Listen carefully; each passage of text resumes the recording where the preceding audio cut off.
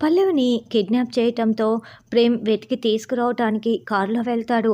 అయితే ప్రేమ్ కారులోనే రామచంద్రయ్య వెనక డిక్కీలో దాక్కొని ఉంటాడు. అయితే అది ప్రేమ్ కార్ అన్న విషయం రామచంద్రయ్యకి తెలీదు.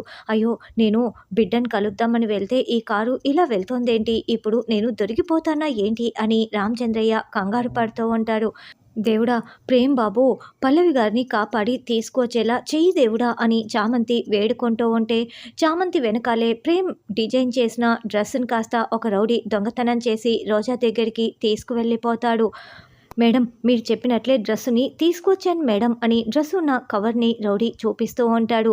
ఈ ఏరియాలో ఈ డ్రెస్ ఎక్కడా కనపడకూడదు, ఇది ప్రేమ్ డిజైన్ చేసిన డ్రెస్, వెంటనే ఈ డ్రెస్ని ఈ ఏరియా నుండి తీసుకువెళ్ళిపో అని రోజా రౌడీకి చెప్పటంతో అలాగేనని రౌడీ ఆ డ్రెస్ ఉన్న కవర్ని పట్టుకు వెళ్ళిపోతూ ఉంటాడు.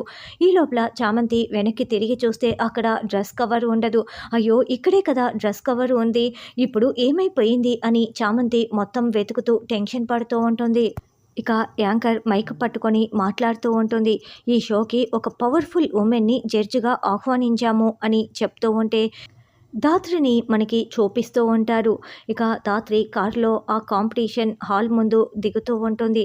సరిగ్గా అప్పుడే రౌడీ ప్రేమ్ డిజైన్ చేసిన ఆ డ్రెస్ని పట్టుకొని ఇంకొక ఇద్దరు రౌడీలకి విజిల్ వేస్తూ సైగలు చేస్తూ ఉంటాడు.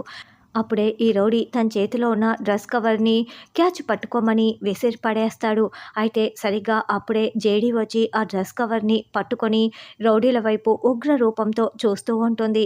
మరి ప్రేమ్ పల్లవిని కాపాడి ఎలా తీసుకొస్తాడు? ఈ లోపల ఈ డ్రెస్ని చామంతి చేతికి ఇచ్చి ప్రేమ్ కాంపిటీషన్లో విన్ అయ్యేలా జేడీ ఎలా చేస్తుందన్నది రానున్న ఎపిసోడ్లో తెలుసుకుందాం.